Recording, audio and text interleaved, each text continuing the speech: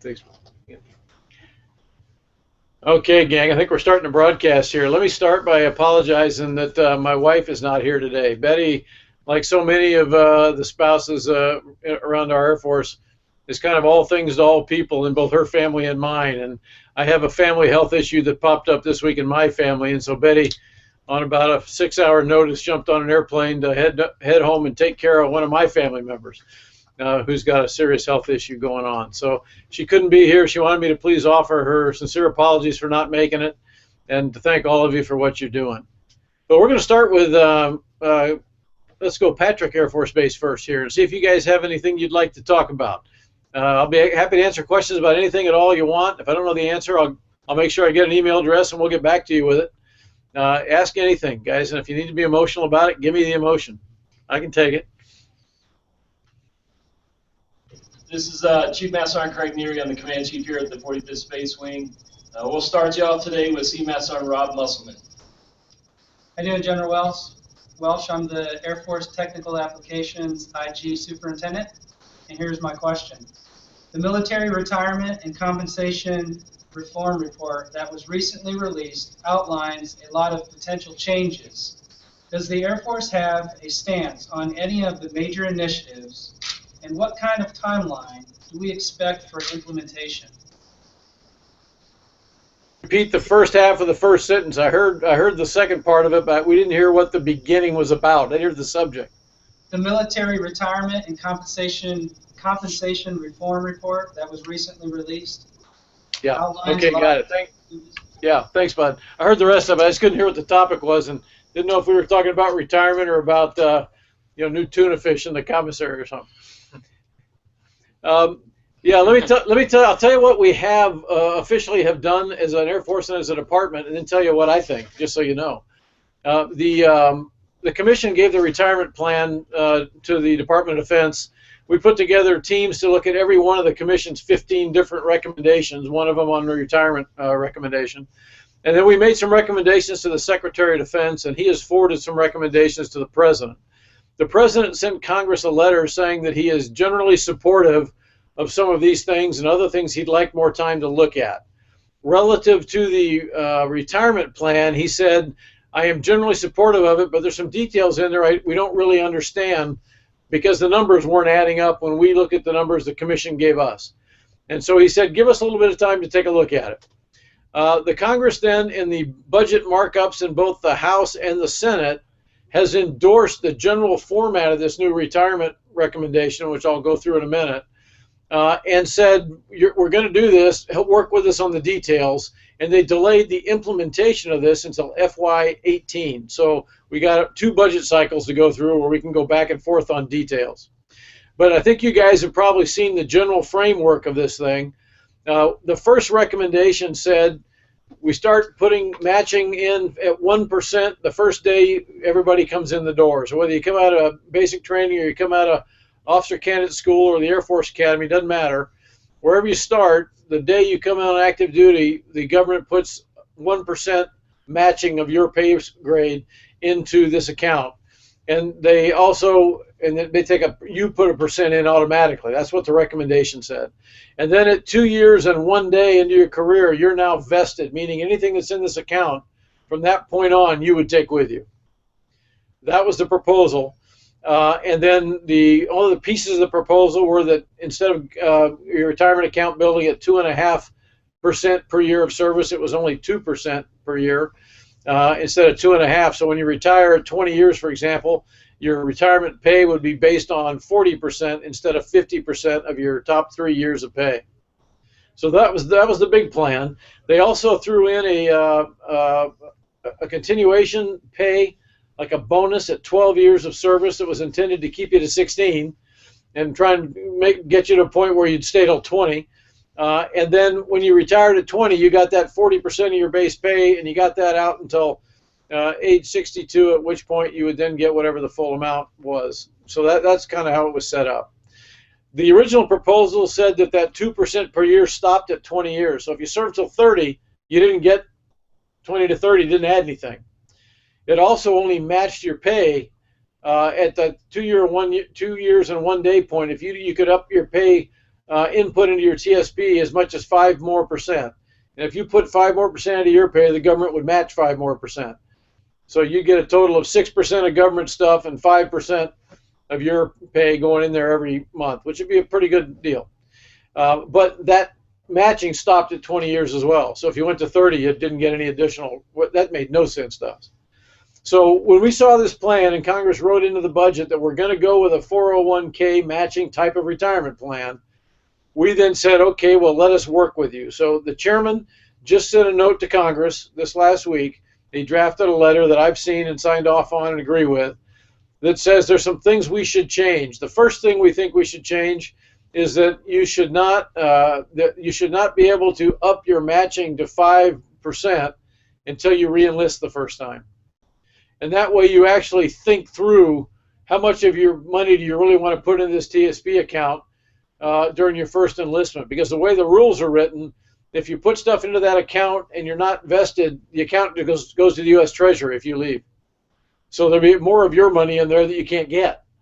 And that didn't make any sense to us. So we think you're much more likely to raise your monthly investment once you make the decision to re-enlist and realize you're getting closer to getting more benefit out of this plan.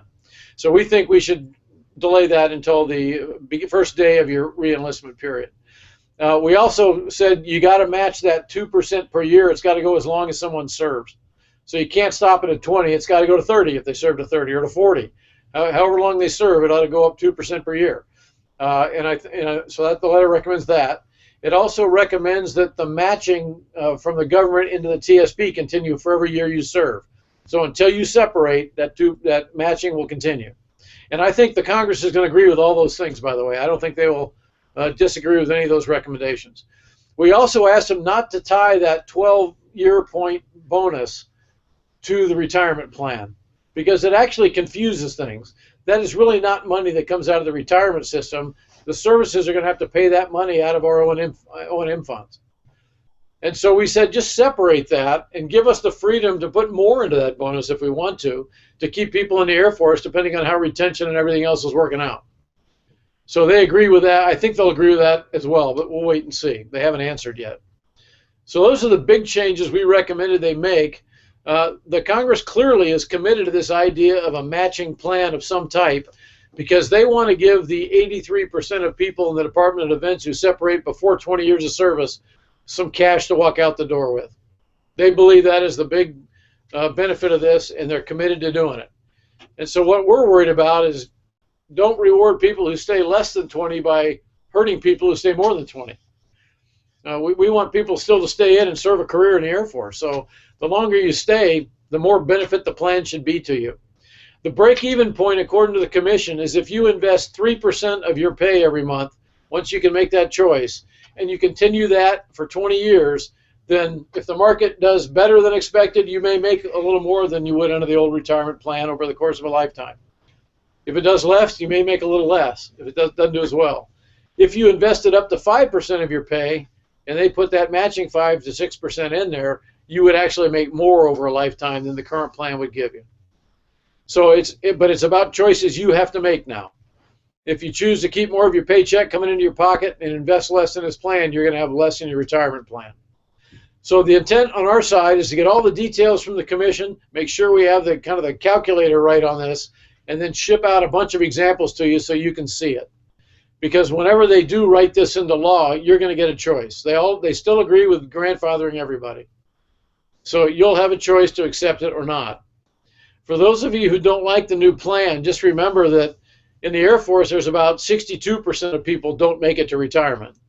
So those of us who expect to stay till retirement or already past 20 years, we're going to be outvoted by that 62% no matter what we want to do. Because if you know you're going to get out before 20 years, the new plan's great. So you get the GI Bill and whatever's in your account. So most people in the department are going to like the new plan because a great percentage don't last till 20 years. And those of you who aren't sure, stick with the old plan. You know what you got. Okay? It's going to be a good plan. It's not going to be the same as the old one, but it'll be fine. And if you're willing to invest more of your paycheck on the front end and let the government match it, it's a really good deal. The hard part is giving up that pay every month, especially when you're younger, when you don't get a lot of pay every month. That makes sense? Okay, I'm sorry. Let's go to Homestead. Chief. Okay, Homestead.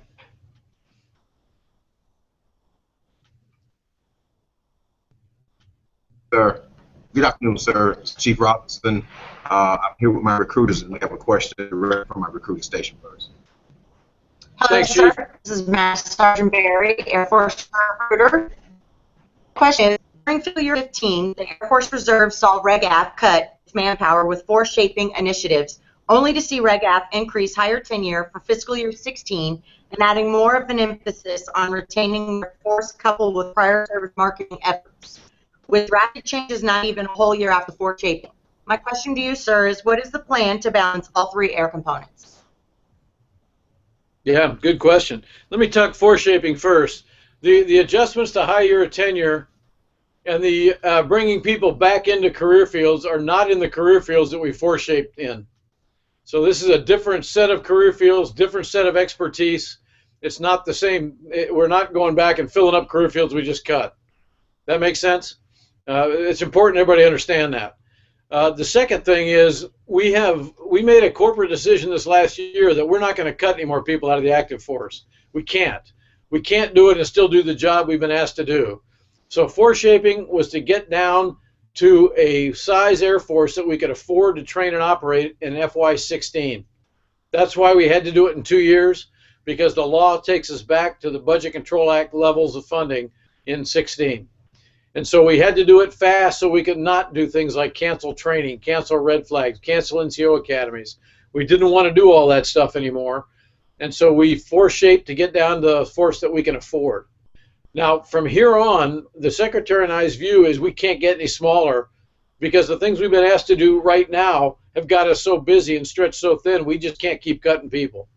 We believe we can grow the Guard and Reserve over time. So, for example, if we divest force structure, hardware, airplanes, mission sets, we can move those into the Guard and Reserve in some areas and add people in the Guard and Reserve to execute them and keep the people that hardware came from on active duty and redistribute those people to fix some of the shortfalls we have in career fields across the Air Force. We're really undermanned in maintenance. We're really undermanned in security forces. We're undermanned in some of our intelligence career fields and a few others that we have just got to get balanced the right way now. Those are the career fields, by the way, that we're doing this plus up in the next year or two to try and help with those imbalances that we have today. All that makes sense? We're going to go to Ilson next. Okay, Ilson. Wait a minute, where were we? Homestead. Okay, Ilson next. Sir, Chief Roundup, I guess I more have a request. We have our commanders, especially at the battles where it comes to our airmen, because they do some of this. I would love to see an opportunity to senior raters and to recognize our airmen when they get promoted in the staff sergeant, tech sergeant ranks, as opposed to the virtual promotion release. It's a very difficult. We scramble at the bases to pull down, and I don't feel like that's the way we should congratulate our folks on their promotion. I love the old days of a hand young senior airmen to congratulate them on making staff, and that commander be that person to congratulate them first, not them seeing on virtual. So if you'd like to call my senior NCOs here, have some more questions for you as well. Yeah, Chief, actually, I personally agree with you. I absolutely agree with you. It's just feedback. Yeah. Okay, we're getting a little bit of feedback on this end, guys. I'm sorry, I'm confusing myself. I personally agree with you, Chief. And one of the things that we talked about at one of the 4-star meetings recently was that we ought to talk about this topic again. You know, we did it because so many people were leaking results of promotion lists, etc. And so everybody was hearing at a different time. So you had some units would be telling everybody a week ahead of time or 3 days ahead of time, and people thought that wasn't fair to the airmen whose commanders were waiting until, you know, the actual day of the release before they told them. And so to simplify it and to standardize it, we did this move. I actually really enjoyed, when I was a commander, having some kind of event to bring out the results, to identify the people, to look them in the eye, shake their hand. I personally agree with you. This is going to be a discussion topic at the executive session of the upcoming Corona, where I meet with all the 4-star and 3-star major command commanders the second week of June. So more to follow on this one, because I think this is one worth talking about again. Okay, let's go to Charleston.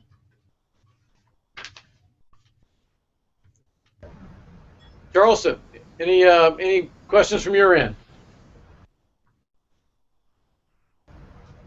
Good afternoon, General. Mark Bronson, Command Chief, 618th Air Base Wing. I got a question from one of our first sergeants, Master Sergeant Angela Burderstock. Good afternoon. Thanks, Chief.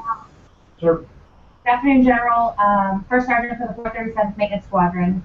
My question is, with your ideas of resetting the Air Force and focusing on the fight again, do you think we'll see a formalized, what are we going to stop doing task list that you've referenced in the past? We continue to do everything and more, even though that we've had substantial manpower reduction across the Air Force. It just doesn't seem as if this message or concept is reaching the ground pounders by way of less tasks. Yeah, no, that's a great question. Let me tell you what we've been trying to do, and I'll also share frustration with you on this one. When we ask about things that we can quit doing and we ask for input from the field, most of the stuff we get is not big Air Force stuff. It's inputs that are at the unit level. It's airmen who write in and said, hey, can you quit doing this? And this is something that they do at that squadron or that group or that wing. It's not a big Air Force program.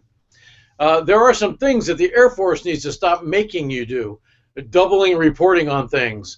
There are some things we do in every functional area that old AFIs and old tech orders require us to do that just don't make sense anymore. And it's just going to take time to work through those. Our Air Force IG has the lead for that. There are, I don't remember exactly how many, but like 1,460 Air Force instructions. And we started 2 years ago updating them and going through them all. Some of them haven't been updated in 25 years. And so there's things in there that are driving people crazy because it's just stupid stuff that made sense 25 years ago that we're still doing. But I'll tell you, the things that I hear from airmen when I wander around the Air Force, the things that really frustrate them aren't things big Air Force is making them do. It's things that are happening at the unit level. It's ways of doing business that have become normal. And when new people come in and ask the question, they get told to shut up and color.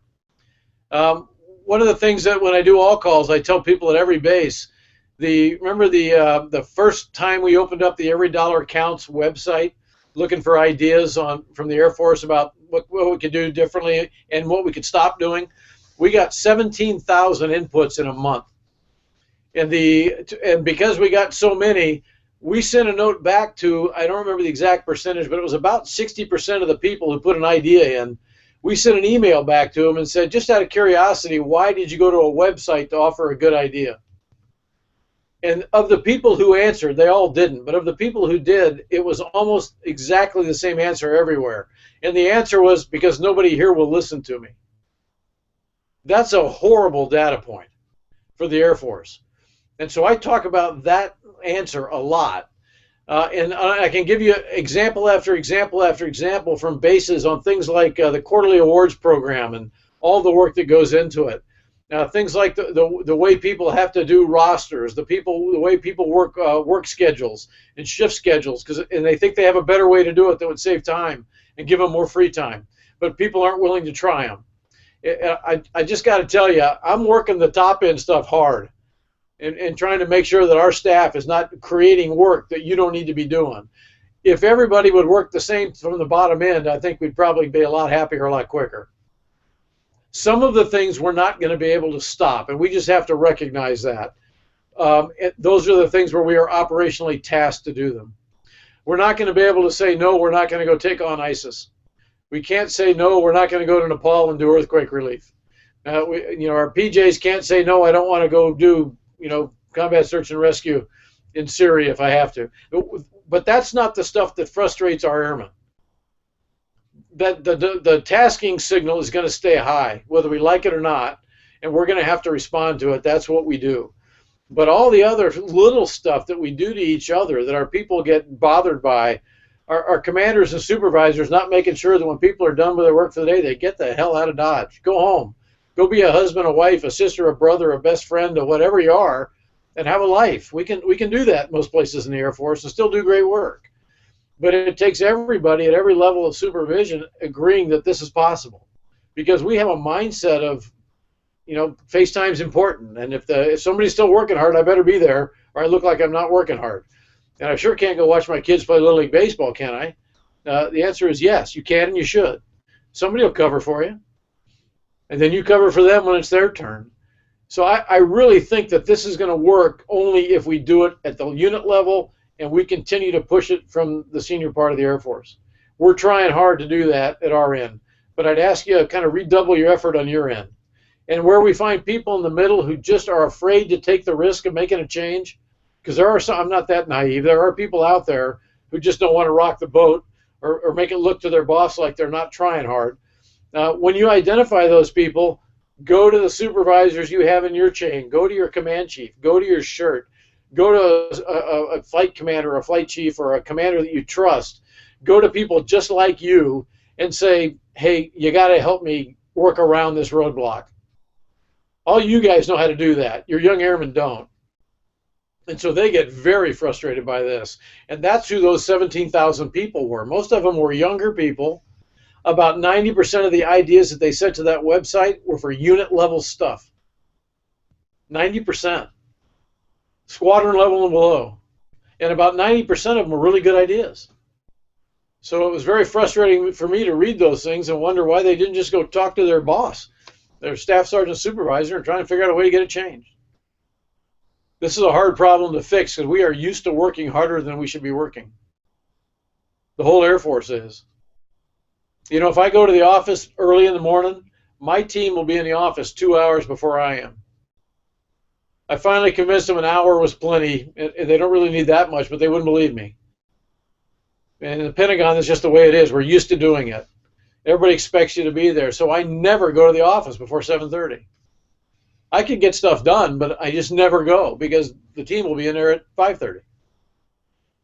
And at the end of the day, I try and go home as soon as I can. As soon as the last meeting's over, I'm gone. Because I can do everything I can do in the office at the house. I got all the computers, the phones, everything. And then my guys will go home. If I stay, they won't, no matter how many times I tell them to. And your people are the same. I really believe we all got to be role models for this doing less with less, because that's where we need to go. We have to, or we're going to run people out just because they're worn out. You guys know that because you've been there. Okay, Langley's up next, sir. Langley. Good afternoon, sir. Mark and Melanie Hurst here with three of our great teammates. First up is going to be Senior Master Sergeant Terrence Smiley. Good afternoon, General. This is Senior Master Sergeant Smiley, Wing Career Assistance Advisor, and my question revolves around change. Over the past 3 years, we've seen tremendous amounts of change in our enlisted reports. We've seen changes with the way we deploy, and we've seen changes in EPME, our professional military education.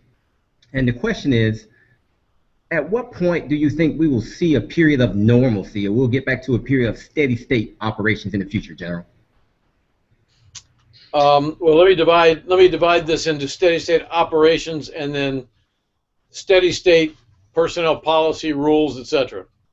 Administrative stuff. So we'll go operational stuff and administrative stuff. On the operational side, what we're going to try and figure out is what does steady state look like. I'll give you an example. People think that we used to not go TDY until the last 15 years.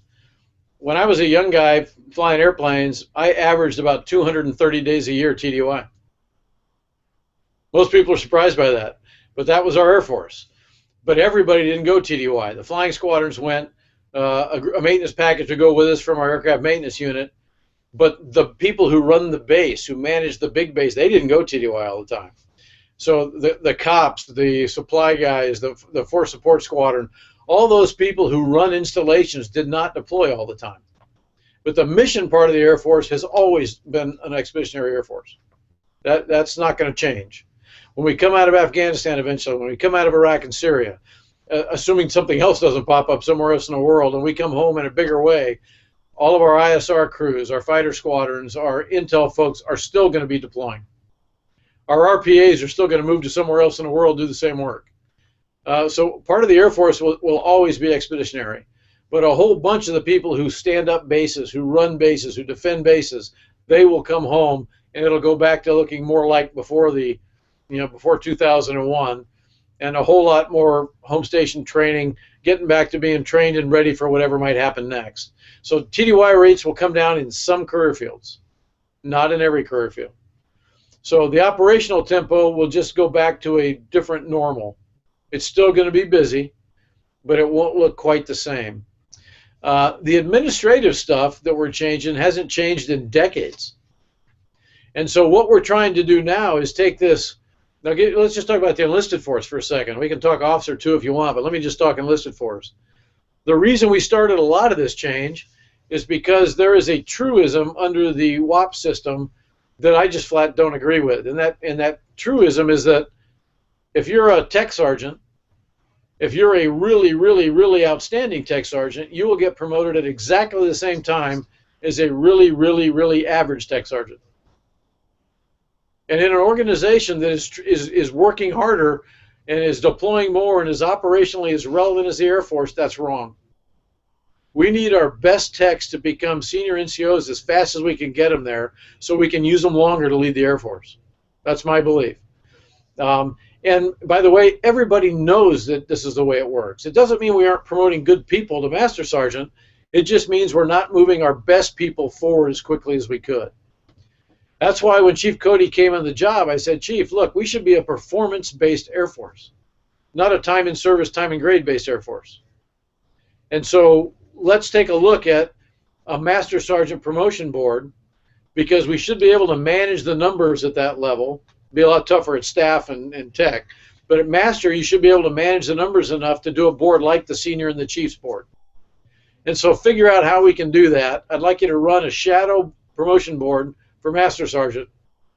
And this was a year and a half, 2 years ago. And so I'd like you to do it next year, and let's see what it shows us. So the personnel team put that plan together. The second piece of it, though, is if you're going to do a promotion board, you got to have an EPR system that lets you differentiate performance. At the same time that I started asking these questions, the RAND Corporation did a study about the EPR and its contribution to your promotion rate. And the answer was that until you're competing for Senior Master Sergeant, your EPR affects your promotion rate about 1%. That's it. It has less effect on your promotability than any other factor that's considered. And that's wrong. That makes no sense at all. And I don't know any airman who thinks that makes sense. And so I said, so if you're going to do a promotion board for Master, show me how you can adjust the EPR system and the feedback system that goes with it so that you can differentiate that great tech sergeant from the average tech sergeant. Because right now you can't do that with our current EPR system, and all of you know it. If I took any of you guys and I put you into a squadron, a new squadron tomorrow, and there were 10 tech sergeants in that squadron, you would know the best 3 by close of business tomorrow. And by the next day, you'd know who the bottom 3 were, and by the end of the week, you'd know 1 through 10. And then all 10 of them would get a 5 on their EPR. That's the way the current system was running. It's wrong. And so all the new system does is makes you differentiate when it's time to consider people for promotion between your talent. I like it because individuals now will hear that in the feedback sessions because the feedback is tied to the EPR form. You're going to have to tell them because you're going to tell them when they're ready for promotion, and it's really awkward if you wait till then to say something. And you tell somebody who's your number 10 of 10 that they're your 10 of 10 and they thought you were their number 1. It'll create better feedback for people. It's tougher on supervisors, but it should be tougher on supervisors. Supervisors should have these conversations. And I think it'll allow our younger NCOs to get better in ways that they didn't know they weren't already good at. Because a lot of them do think they're your best performer, and you know they're not. You just haven't told them. So that's what the intent is to get to this administrative stuff, is to get to a performance-based Air Force, because the world is changing so fast, the ops tempo is accelerating, the threat's getting more complicated, and we need people who can lead in that environment. It's got to be about performance. By the way, the other thing it's about is having an enlisted force in our Air Force that is so much better trained, is so much better educated than it's ever been before, and your job descriptions haven't changed in 40 years. That's also wrong. We should challenge you more. We should give you more responsibility. We should make you accountable for professional development and for identifying superior performers. It's all about that. Does that make sense?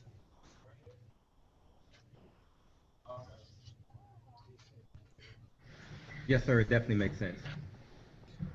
Okay, Alan, where are we going Hickam next? next, sir. I'm sorry, where? Hickam. Hickam Air Force Base. Yeah, I wish we were going to Hickam next.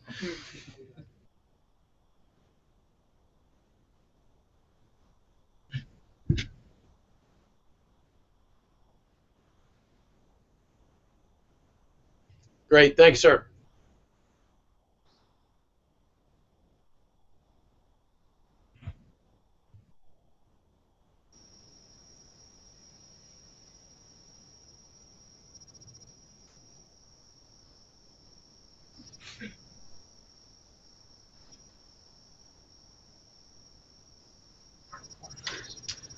Yeah, good question. Yeah, go back to my comment a minute ago about not changing the job descriptions. I mean, it's time to look at how we use this talent pool in a different way. And one of the ways we could use it is in the, not just the RPA force. I mean, RPA would just be the first piece. We'd have to look at the pilot force in general. Now, there are some impacts of doing that have to do with the balance of the Air Force. You can create situations, if you're not careful, where you've got really weird instructor-student relationships. It works well in a warrant officer force because everybody's essentially the same rank with little grades of difference in between them. It's a little tougher when it's a staff sergeant to a colonel, but it's worth looking at. And so I actually got an update on the briefing yesterday. The timeline we're on for making a decision on this is the Corona meeting this fall.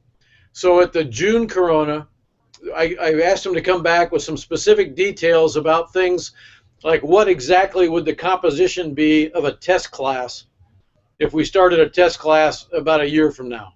How many of what types of specialties would we consider? Should it be mostly RPA sensor operators in that test group, or should we make it a little broader than that and not just take people who are already very familiar with the mission and bring in maybe half RPA sensor operators who want to become a pilot and half airmen who are just strong performers everywhere else and have no aviation background, and give them the same kind of tests we give when we recruit people into this career field as officers.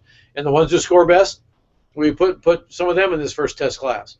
And then the second class should be a little more percentage of line Air Force airmen, and it should be a bigger class. So they're going to come back with the details for that, and they're going to come back with the details of the analysis behind how much money we would save as an Air Force if we put 25 or 50 or 75 or more % of the RPA pilot force were enlisted.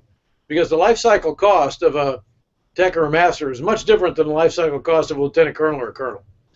And so how much money could we save?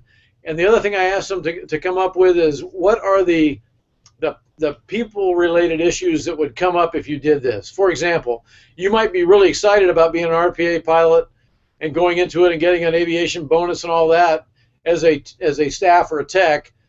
And when you make master, you're still really excited about it, but now you're flying right next to this major lieutenant colonel who's making a heck of a lot more money than you are. And they're the commander, and you're listening to them. And when you first start, you're probably okay then, but after you've been in the business for 15 years, you're probably not going to be as happy about putting up with that, because you're going to know an awful lot about the business more than that new commander does, and they're making a lot more money. So what are the things that we've seen in other career fields where this became a problem? We're going to talk about those at the June Corona, kind of finalize the taskers for the analysis, and then come back with a decision briefing in October or November, I can't remember when it is, at Corona. And the idea would be if we start it, we would kick it off a year later on the 1 October of whatever year that is, 16. And so that's the idea. It's one of those things that if you rush into it without thinking through it, we can really make a mistake here, no matter which way we went, either throwing the idea way too quickly or jumping into it too quickly.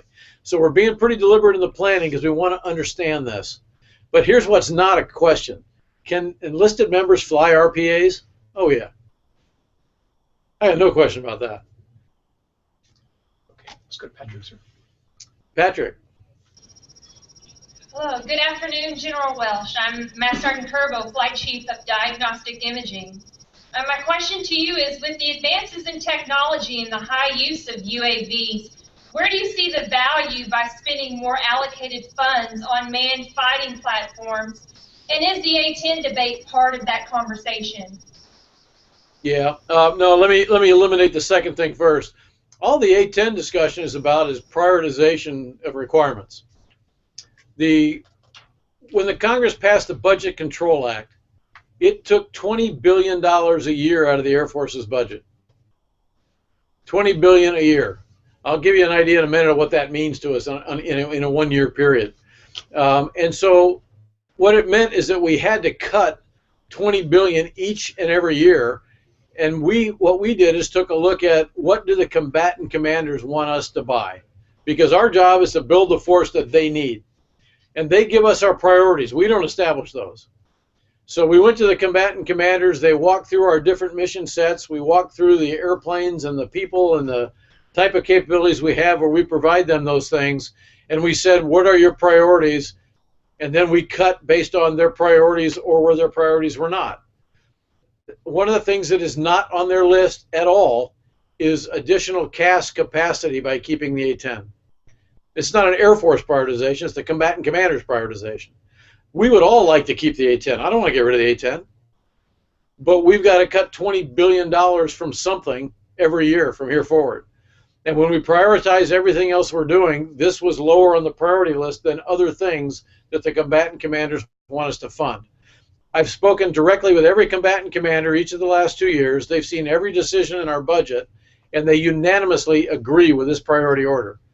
They don't like the idea of getting rid of the A-10 or anything else any more than we do, but they agree with it. The public debate on this is completely different than the reality of the prioritization discussion inside the Air Force. The only thing that really bothers me about it is the idea that without the A-10, we'll lose thousands of lives on the battlefield in the future.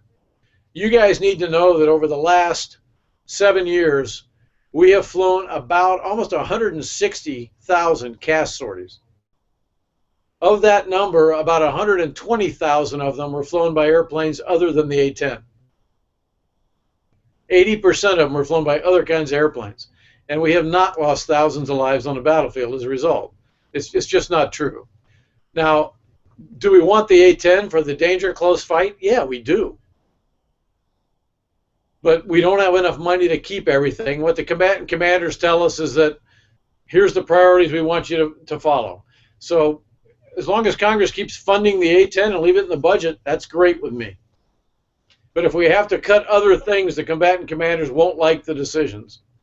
So that's the first thing. Give me the crux of the first part of your question.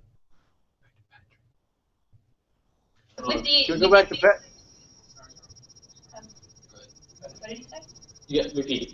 Oh, okay, I apologize. With the advances in technology and the high use of UAVs, where do you see the value by spending the more allocated funds on the manned flighting platform? Yeah, we've spent an awful lot of money building up an RPA enterprise here over the last 12 to 15 years especially. We have gone from 11 caps in 2006 to 65 that we're growing to today. That is billions and billions of dollars. I mean, like 100 billion plus. We have added about 35,000 people to the ISR enterprise, while we've cut 50,000 people from the Air Force in total during that same time frame. So we've made a big investment in ISR.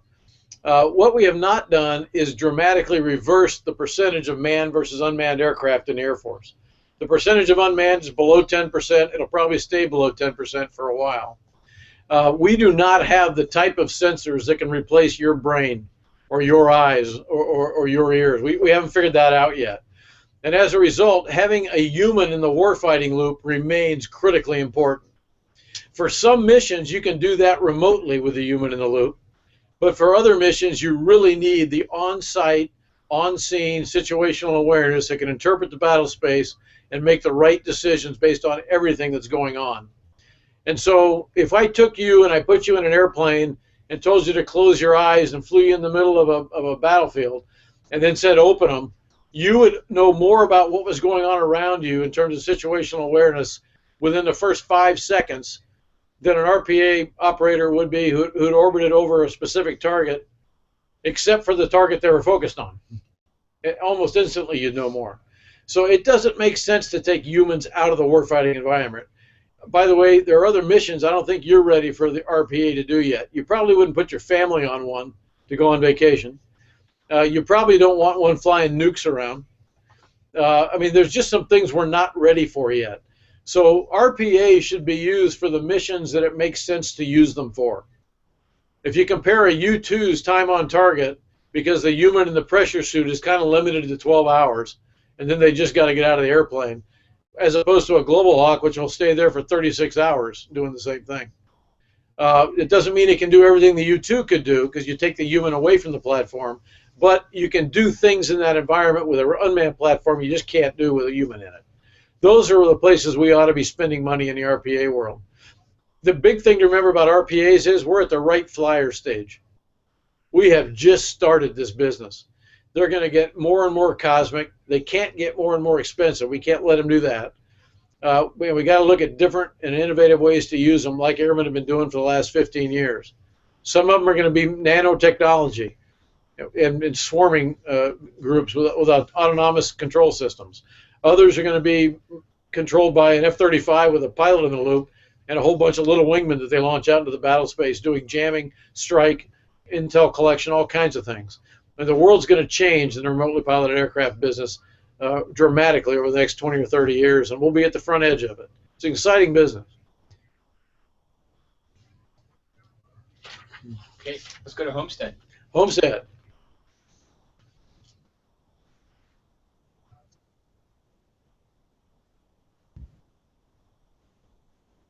Thank you, sir. Doing great, sir.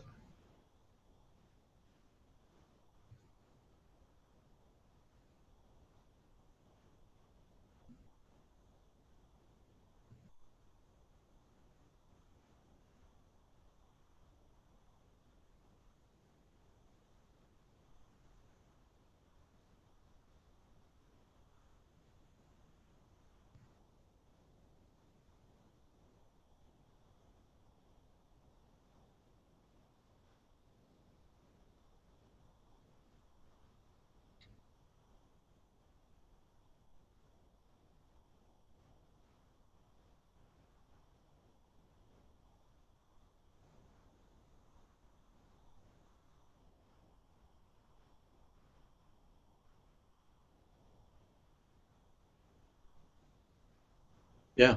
Let me let Lisa talk about this one for a minute so you know exactly what the policy guys are thinking, and then I'll tell you my opinion on this one.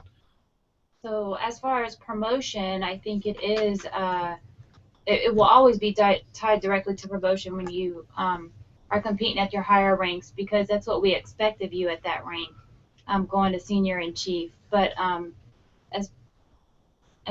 actually, Chief Cody and I have been talking about this one a lot, because the way education is going is it's less aligned with a specific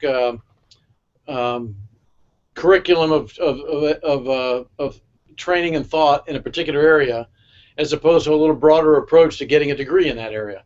And so where CCAF today is tied to whatever specialty you have in the Air Force, is there a way to give a little more flexibility to that, where part of your CCAF credits could come from a little broader spectrum?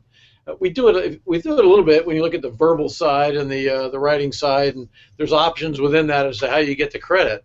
But if you actually broaden it and let, for example, Sergeant Davis do IT stuff, even though that's not really in line with his particular AFSC, all of us have got to be better at IT stuff. Why can't that be a flexible block in your CCAF curriculum where you can get X number of credit hours in a broader range of things that would still contribute to your CCAF degree?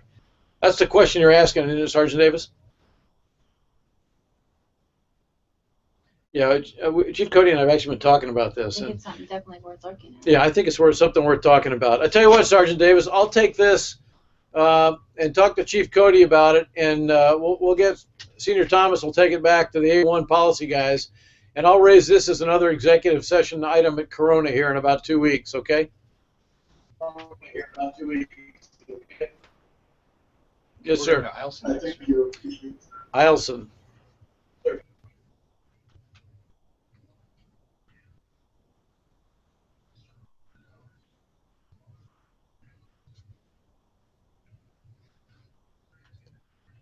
Eilson, you there?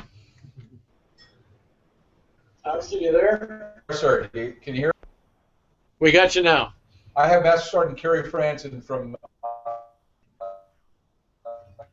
Good afternoon, General.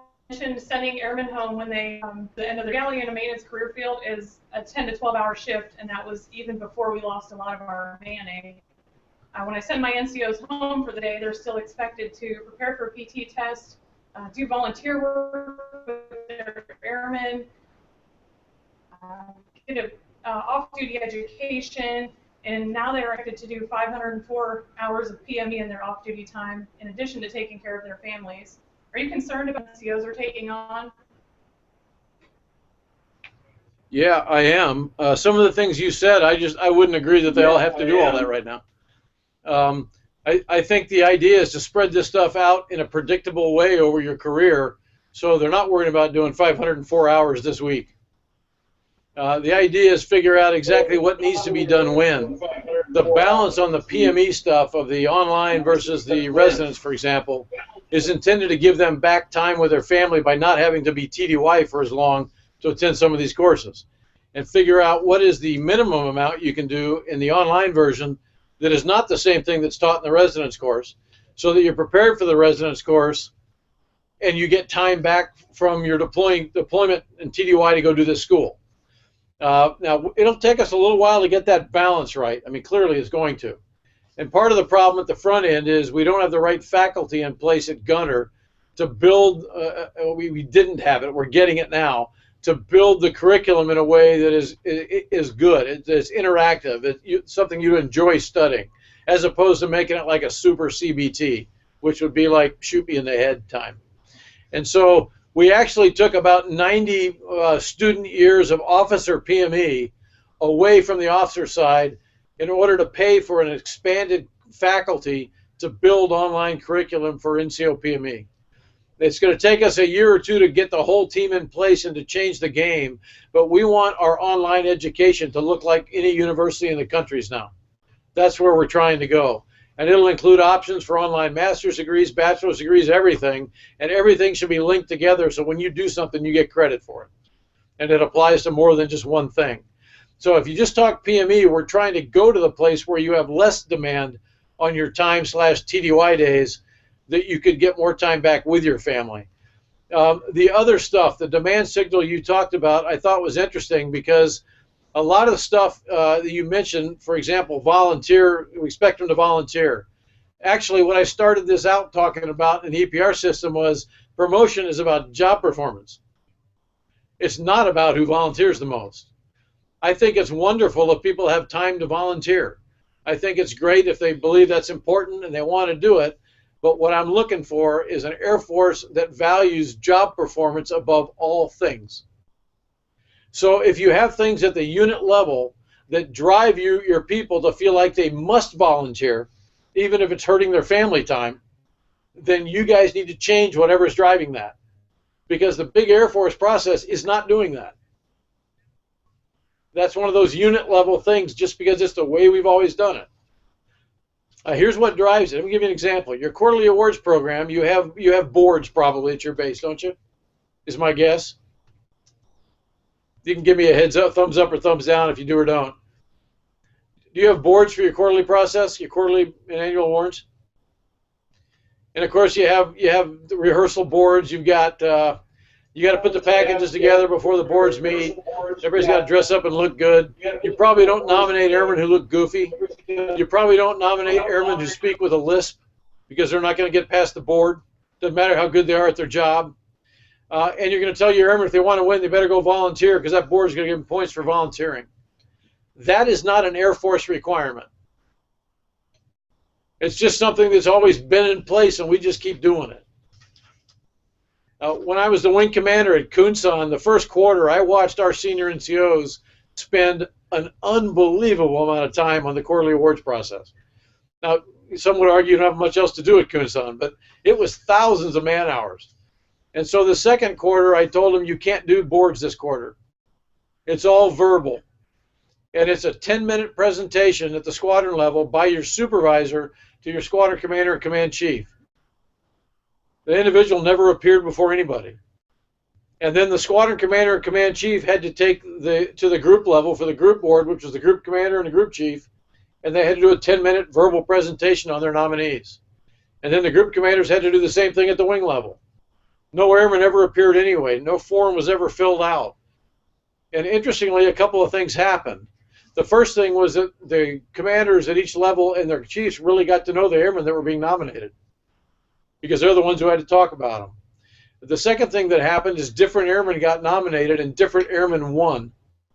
So we had a young lady in the med group, for example, who won NCO of the quarter.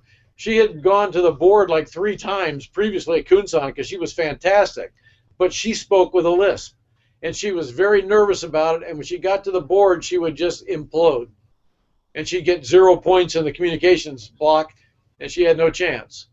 We had a young comm 2-striper who won Airman of the Quarter who looked like Ichabod Crane. He was very gawky and ungainly and not comfortable in his gigantic feet yet, and he didn't look like a recruiting poster. But he was the best comm technician at the base, hands down, and everybody knew it. And in this process, he won the award. Everybody felt good, and it saved thousands of hours of time for our senior NCOs and the guys who used to put all these packages together. Now, I'm sure as soon as I left, they went right back to it. But they don't have to go back to it. So a number of the things you're talking about are things I believe you control. If there's things in Air Force instructions that drive the things you're talking about, we'll change them. Help me figure out what they are. And if you can't get anybody else to work on it through the chain of command, send me an email. I'm on the global. You won't be the first person to do it, by the way, I promise. Okay, let's go to Charleston. Charleston. General, Master Sergeant Donahue from Comm Squadron. My biggest question is getting back to PT, getting to the PT test. I know that your office 6 months ago, a year ago, looked at the PT test, determined that it wasn't the waist measurement that was causing a lot of failures. But I was just wondering, because I know, I'm assuming that the office looked at a lot of just stats. They just looked at numbers. I know a lot of airmen, whenever they do fail, their waist measurement is the first thing that's checked. And once they failed that waist measurement, then they don't care about the rest of the test. And I know that's the wrong answer, but that's what we're seeing a lot more, or we're seeing a lot more of. I know we changed it now to where fail the waist measurement, you still now have a chance of passing a comprehensive body fat test. I'm just wondering, is there going to be any more look at the PT test of changing it, making it a little bit more, I guess, less for the waist measurement and more towards how many push-ups, sit-ups, and run you can do? Yeah, not while Chief Cody and I are here. I'll tell you why, though. We actually spent a year looking at this. We spent hundreds and hundreds of personal hours reading the research on this, talking to the scientists who put the test together, looking at the DoD policy as well as the Air Force policy, because it's all connected. One of the things that very few people know about the PT test is we are not required to do the annual, remember the taping we used to do? The body fat taping that had to happen in every orderly room for every airman every year. The reason we don't do that anymore is because we have a waiver from the Department of Defense to not do that because we scientifically incorporated body fat into our PT test in the way we assess for the events themselves and the abdominal circumference measurement. So all that's connected. So if you take the abdominal circumference measurement out, we're going back to taping everybody in the Air Force because that's what DoD requires. The other services still do it. Those of you who remember that know how god-awful that was.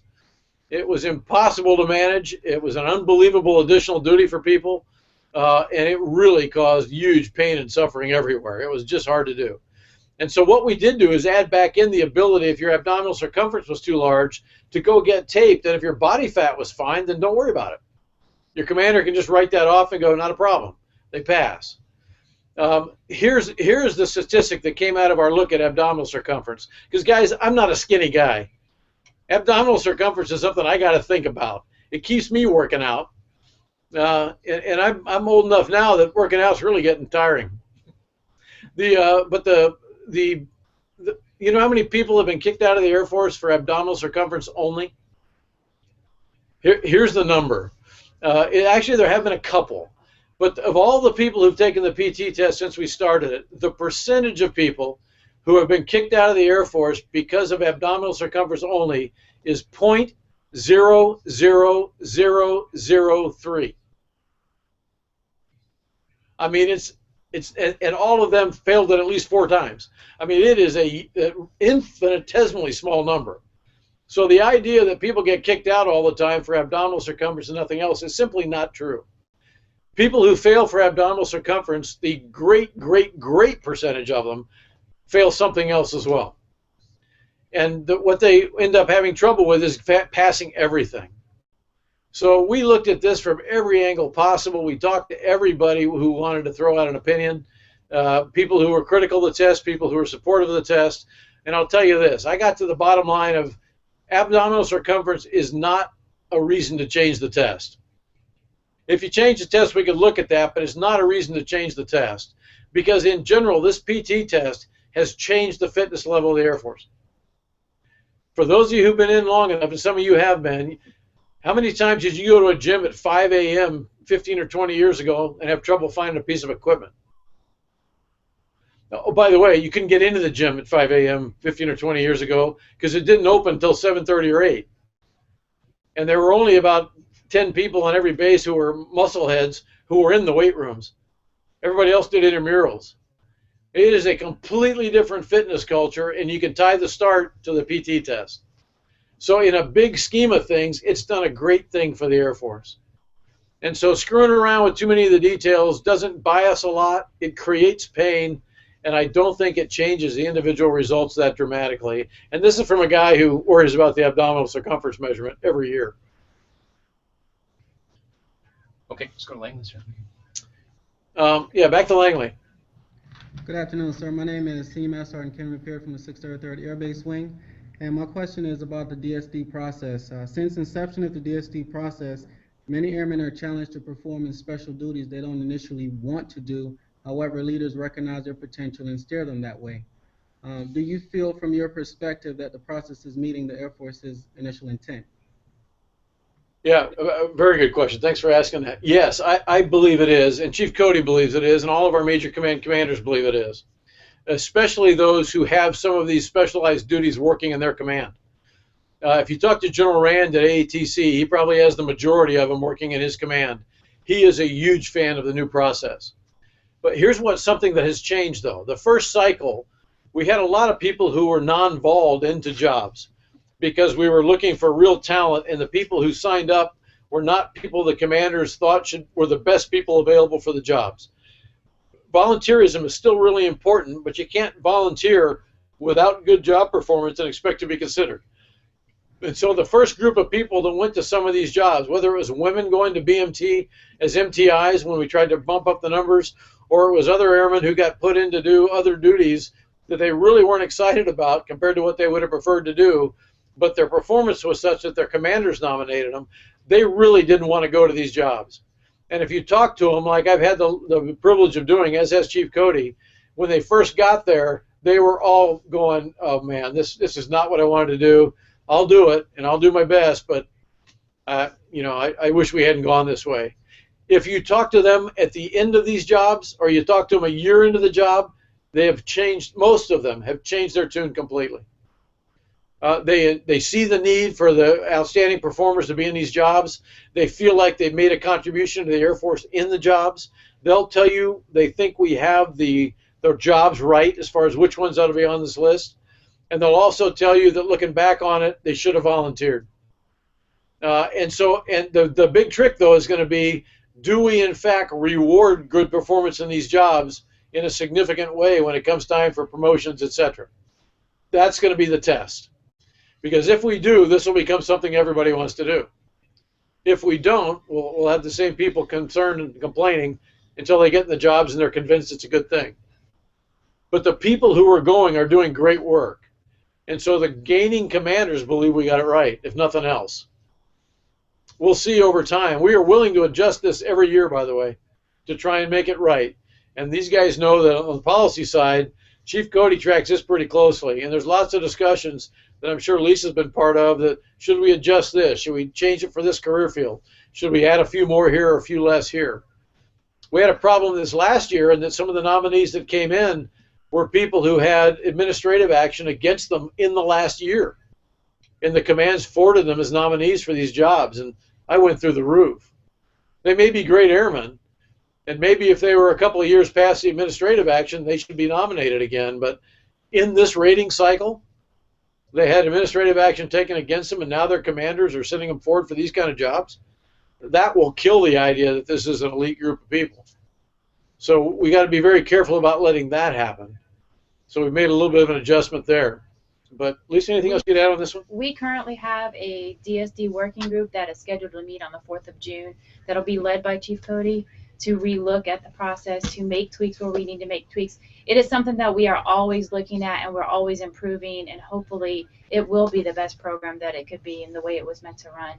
And I think we're already there now, like you said. It's really, it continues to improve every quarter. Just out of curiosity, what do you think about it? General, I like the process. As a former first sergeant, I know what it takes to perform in some of these special duties, and I've talked to some individuals who've gone through the process and who are doing phenomenally well. So I think the program is working very well. Okay. Yeah, I'm hoping that what ends up happening is, if we're credible in rewarding the people who do this well, that we will end up with those great people who have the capability also being the ones who want to volunteer. I mean, that's where we're trying to get to. Okay, let's go to Hickam, sir. Okay, Hickam. And by the way, just because Betty's not here, if any of you spouses have questions, fire away. I'll answer for her. I know her really well.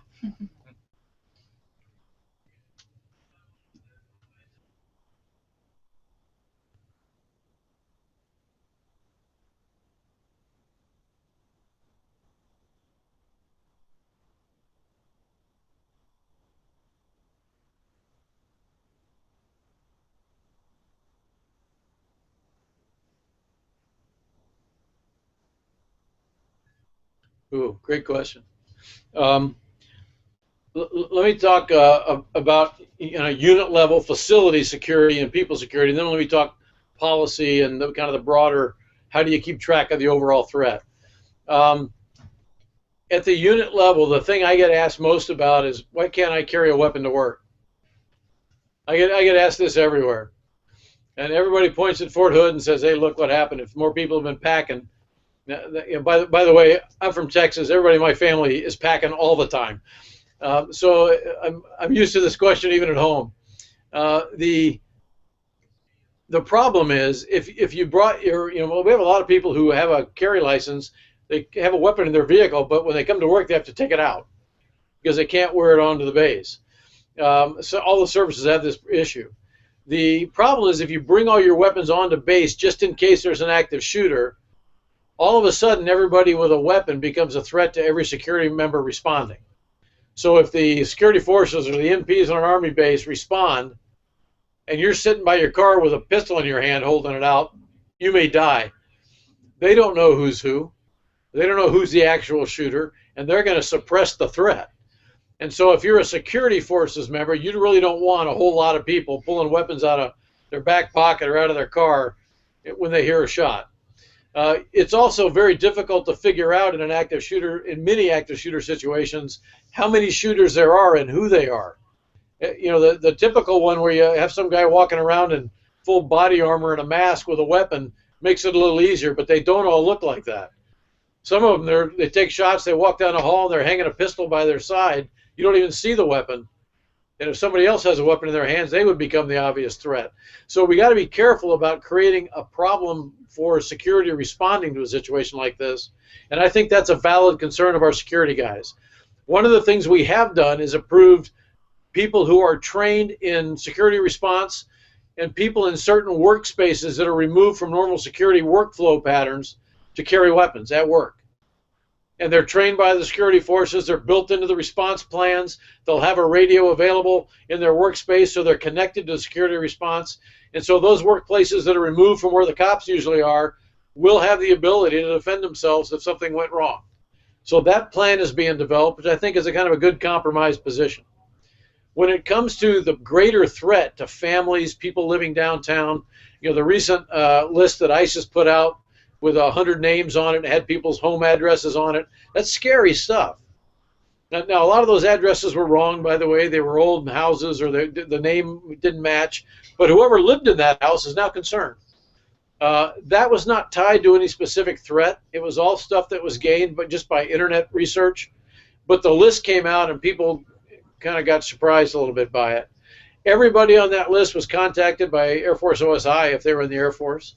Everybody was told exactly how their name was accessed, where the information came from, because we did the same kind of research to figure it out. And we're told how much of a threat we really consider this to be or not to be. The OSI does a great job of overseeing and running our threat and security working groups across the Air Force. And those are updated routinely. Your commander is getting an update every time anything comes out that affects anything related to the Air Force families, or deployed airmen, or the bases that you live on. So when we had the recent, force protection conditions change in the continental United States, that was as a result of just a concern about changing the game occasionally to keep people on their feet and make sure that we're not becoming too predictable in the way we do force protection. There was some other reporting connected to that gave an indication there could be a problem somewhere, but it wasn't necessarily specific enough to target a particular place. And so everybody just went into these random security measures. We'll continue to do everything we can to watch that. I'll tell you this, my OSI guys brief me every time there's a change. And then the first thing we do is make sure the major command commanders and every wing commander is briefed. So we pay a lot of attention to this. That doesn't mean the threat goes away. And I would encourage you to always keep this at the front of your thought process. Teach your people to be smart. Don't put silly stuff on social media that lead people right to your front doorstep. Don't do things downtown that put yourself at risk by doing silly behavior in public places. I mean, just be careful about how you act, how you operate, and make sure all your airmen are thinking the same way. The world's a different place than it was when I was a young boy. But we've got to act a little bit differently. Okay, let's go to Patrick, sir. Patrick. Hi, General. Sergeant Matthews, the 4th Support Squadron Superintendent. So General Hyten talks a lot about competitiveness in space. The advancements by countries such as China can provide a real threat to our wartime strategy. Are you concerned about our space superiority capabilities in the future? Yeah, whether we want to fight a war in space someday or not, we really don't. As a nation, we've said we don't. There are other countries creating the capabilities for them to do it. And so we can't ignore that. I mean, there is a boogeyman in this business, and we got to be ready for him. And so what General Hyten talks about routinely is this necessity of looking at space as a warfighting domain. And people don't like us using that term because it scares people. But the reality is, if you don't look at it that way, as we're planning future capability, we won't be able to do warfighting there if we ever had to. So resiliency of satellite systems, the ability to maneuver, the ability to create real situational awareness in space, to do ISR of the space domain, to characterize threats that may or may not be there, the ability to respond to those threats and remove them if necessary. All those things are things we better be thinking about, and we better be thinking about how to produce capability where we don't have it. Yeah, I'm worried about it. I'm worried about it a lot. I think John Hyten has defined the problem very, very well, and I think there's a lot of people all the way up to the White House paying attention.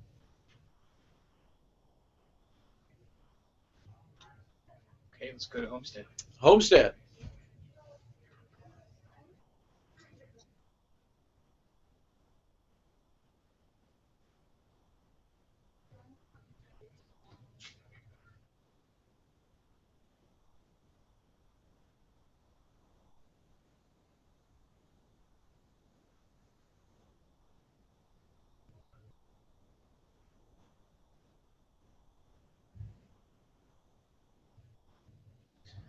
Yeah, are you talking about the parts that are leading you to worse NMCS rates, et cetera?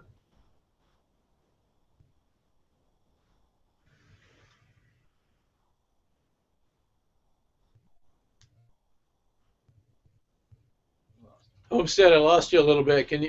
I think the question was, do we have a plan for more money for spare parts? Is that right?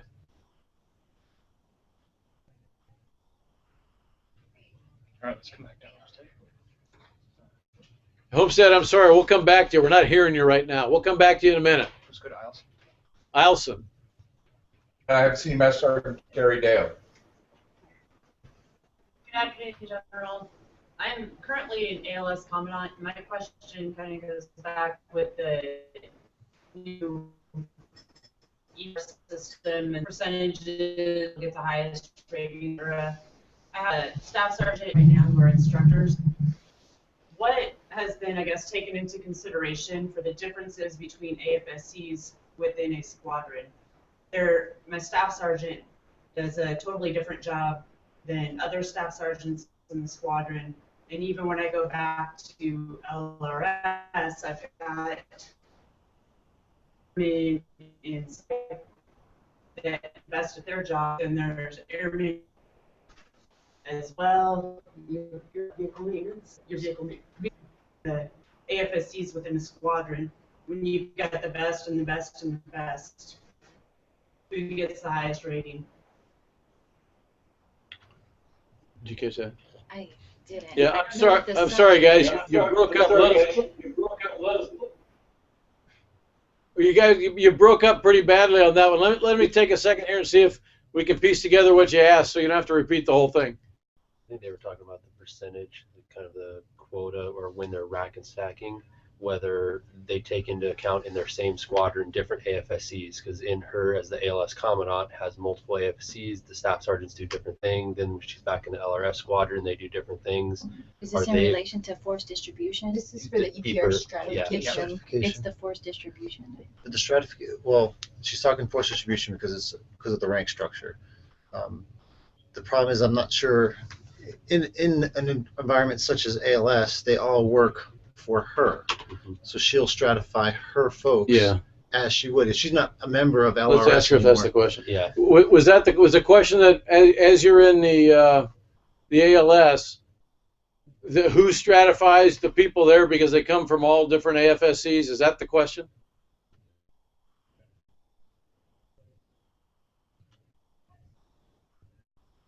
Within because she has a staff sergeant as the commandant, but then when she returns to LRS, competing with the best vehicle ops and the best POI troops, how do we differentiate? How do we be able to properly recognize the right person in force? Yeah, let me let Eric talk about this for a minute, then I'll tell you what I think. If I'm understanding you correct, when an individual leaves, say, ALS, gets racked and stacked for force distribution, because we're talking about staffs and techs, is that not the question? We're not getting. Are you shaking your head no? We're not hearing you clearly, so we're not sure what the question is. I'll keep it with ALS. Keep it with ALS right now. Okay, so I can rack and stack. They were hired. They are best of the best. I hired them. However, I belong to the fourth quadrant. So how staff sergeant is to rate him and the superintendent rate him. How do I get somebody that works at the fitness at their job or that works at the DFAC that's rating going to happen when there's different jobs within a squadron?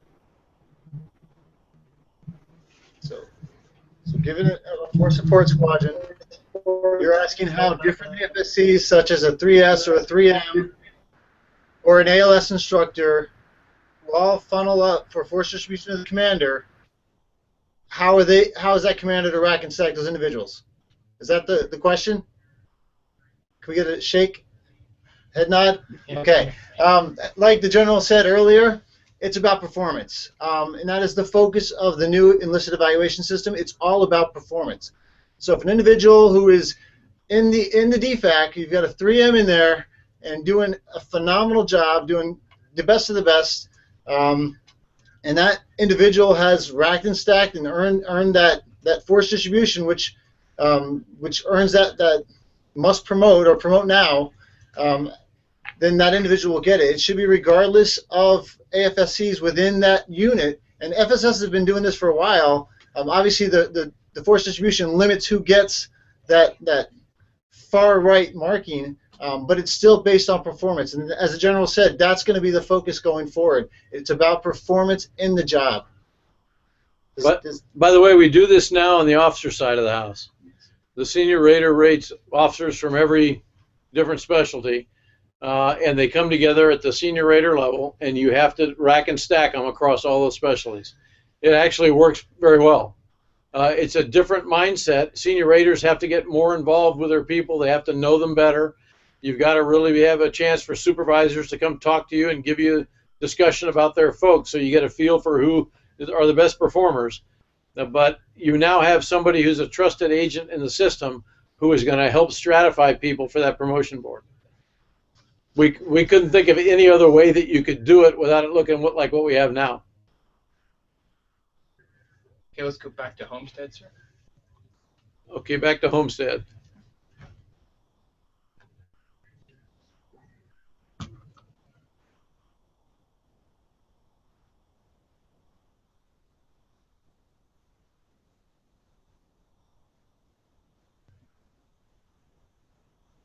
Yeah, great question. And sorry we couldn't hear you last time. We got you loud and clear now. We have actually plussed up money the last 2 years in our weapon system sustainment account, and we'll keep it up there this next year. One of the problems we have is not money in that account, it's understanding what the problems are in that account. Last year, we actually went out and told every flying wing, you will fly your flying hour program. We had stopped doing that about 10 or 12 years ago because of the operational tempo, and we were letting people just turn back in flying hour money when they couldn't spend it. But what we did, the bad behavior we created, was we quit tracking the reasons we couldn't spend it.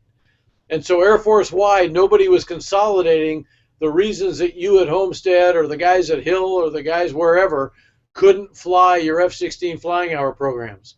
So we didn't get the fact that we were at 82% manning across the Air Force on the F-16 flight lines. We didn't understand which spare parts were driving all the NMCS rates down below where they should be, or driving the rates up above where they should be. We just didn't collect all that stuff because the wings quit submitting it because they didn't have to. They just turned in the money. And so we put the rigor back into the flying hour program, not to make you do stupid stuff, but to make sure we were tracking why we couldn't do the planned training. As we do that, we can now get a clear picture of where we need to put these resources that we're plussing up in the budget. So the intent is to do exactly what you asked about. But we got to get the right data so we put the money in the right places. Okay, let's go to Charleston. Charleston.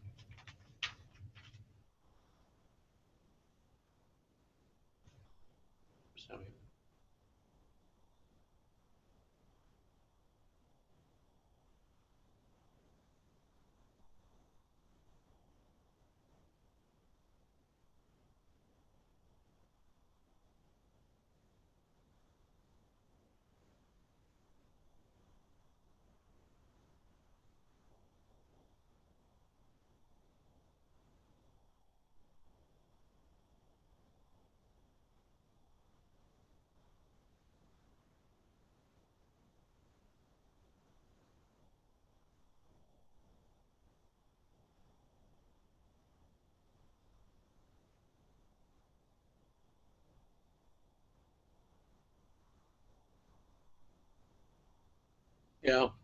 I'll tell you what, Chief. I'd start by telling all your airmen if they want to be part of the solution, we've got assignments down there. We'd be glad to put them there, and they can help fix all the things they see. Second thing I'll tell you is during the force management and QFRB, I actually went down. I spent some time in the call room. I know how they do this stuff. The amount of work those people do that is great work is actually phenomenal. If you look at the number of mistakes that you mentioned might have been made in the QFRB or other processes, they were so small compared to the thousands and thousands and thousands of transactions that went perfectly. And that percentage stays about the same every year. So could we get better? Of course we could. We could be better at customer service everywhere in the Air Force. from every unit, customer service organizations to the Air Force customer service organizations. And I think we need to make that a goal. We should try and get better. If there are specific things that we can identify where there were more problems than in other areas, we can focus on those and try and adjust them. I'll tell you this, it's not because people aren't trying to do it right. And anybody who thinks that is just wrong. This is very hard business. And every time you tell somebody something they don't want to hear, they're unhappy. Whether you did it right or not, you're wrong. I'll give you an example. In the force shaping stuff last year, when we first started the force shaping, and everybody went crazy about the Air Force is now on a strategic pause, they're screwing everything up in the processing, they're changing guidance on what's eligible and what isn't eligible. Remember all that stuff? Big article in Air Force Times about it, all over the blogs. None of it was true. Because I saw all the same stuff, and I went steaming to General Poor and said, what is going on? Here's what happened. All the guidance that was put out to everybody to start this thing, you remember that I sent an email to every airman and said, hey, it's coming in 6 months. Then I sent another one about 2 months out and said, it's coming in 2 months. And then a month out, AFPC sent a note to every airman who was eligible. And in the notes I'd sent out, I told them, if you don't get a note, you are not eligible. You don't have to worry about this. If you do get a note, go talk to your chain of command. Go talk to your supervisor, your commander, and get a real feel for how you fit in this and what they think your chances are, especially in the Quality Force Review Board. I also sent a note to every commander in the Air Force and every command chief and said, you will sit with everybody eligible in your organization and talk to them about this stuff. And here's how you get information on who's eligible and who's not. Told them exactly where it all was. And then we started. In the first couple of weeks of the applications going in, thousands of airmen who are not qualified for the programs submitted their names for the programs. And so the poor guys at AFPC are seeing all this going, holy cow, what did we screw up? And they reacted just like I would have. What did we do wrong in the guidance? We must have made a mistake. People wouldn't apply for a 15-year retirement if they only have 10 years of service, but they did. And so they thought they screwed something up, and so they just stopped processing the applications to go back and review all that guidance to make sure we found what we'd done wrong. But we'd done nothing wrong. People just didn't read it. People who didn't get an email did apply. People with 10 years of service did apply for a 15-year retirement. If they'd read the whole message and not just the first 3 lines, they'd have known they weren't eligible. If they'd looked at where to go look at the data files to see if their AFSC was eligible, they'd have seen it wasn't. We didn't change eligibility in any AFSC. All that was urban legend. When I visited wings and talked to commanders and talked to top 3 groups, I would literally look at a room full of people and just say, you guys know exactly where to look to get this data, right? So you can tell your airmen. And I had people looking at the floor and looking at the ceiling, looking everywhere but in me, because none of them knew where to look. And these were the same people I sent the letter to, asking them to brief their airmen. I think we let our airmen down by not communicating well enough on this, and I'll start with me. I didn't communicate well enough on it. But it was not the poor folks at AFPC. Now, there were a couple of cases where they got frustrated as they're getting yelled at and probably said some things they shouldn't have said. Human behavior gets in here somewhere. And we can fix those things. But the only thing we changed online, really, if you look at from the day 1 of force shaping to the day last, was that instead of putting a line on airforce.mil that you clicked on to go to the data, we put buttons. That was the big change. But the data stayed in the same place the whole time. Anyway, so I guess my point is, help us identify, Chief, what those things are that we're not doing well as an institution, and we'll go after them aggressively. So if you've got examples where you can narrow down, instead of AFPC is not doing this right, AFPC is doing thousands of things right. And we got great airmen there who want to provide great customer service. But if there's something we just repeatedly get wrong, let us know and we'll go fix it. And AFPC will lead the effort. They want to be great at what they do, just like you guys are great at what you do. I believe in it, just like I believe in you. But if you can help us narrow it down a little bit and give some specifics other than an anecdotal example, you know, all the things that were the examples, you mean, things we made a mistake on and then they made right. The biggest chunk of mistakes we made was about 19 people. And they were immediately offered their choice of what they wanted to have happen as a result of that mistake. And that was actually the computer generating emails to the wrong Social Security numbers. Nobody at AFPC screwed anything up. It was literally a computer hiccup. But those 19 people got to choose what they wanted the outcome to be. They could stay or they could go, their choice. As soon as we found out that was the problem. So in every case, AFPC did the fairest thing once they identified a problem. But percentage-wise, the problems were a very, very low percentage of the overall activity. But they get a lot of attention and they affect people in a negative way, so we got to fix them. So help me point at the right ones, bud, and I promise you we'll get after them. Okay, sir, we're out of time. Okay, gang, I'm sorry, we're out of time here, and I got to let you get back to your lives anyway. First, thank you for taking your time to do this. Thanks for the questions. They were great questions.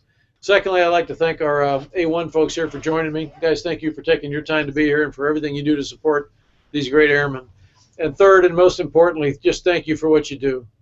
I just can't tell you how impressive you are. I can't tell you how proud I am of what you do. I can't tell you how much we want to make everything right for you every time we can. Don't be subtle.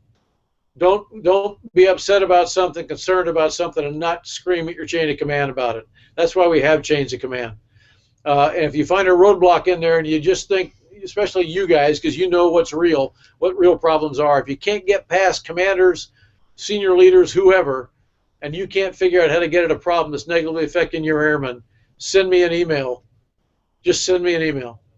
I'll lose your name and keep the problem, and we'll work it from the other end. But make sure you're getting a real problem, not just somebody's individual concern. We get a lot of that too. It's a big enterprise, and we got to be able to operate it day to day. And so sometimes things go wrong, and we just get off on a wrong track. We are willing to fix it. I promise you. And everybody on the air staff knows that. I believe everybody at AFPC knows it. And so let us know how we can help you. And by the way, you guys are taking care of airmen every single day. Thank you for doing that. Nobody touches more airmen than the people who are sitting around the tables on this particular hangout. Nobody. Thanks for what you do. Thanks for leading them so well. Take good care of each other, folks, and take care of your families. All the best.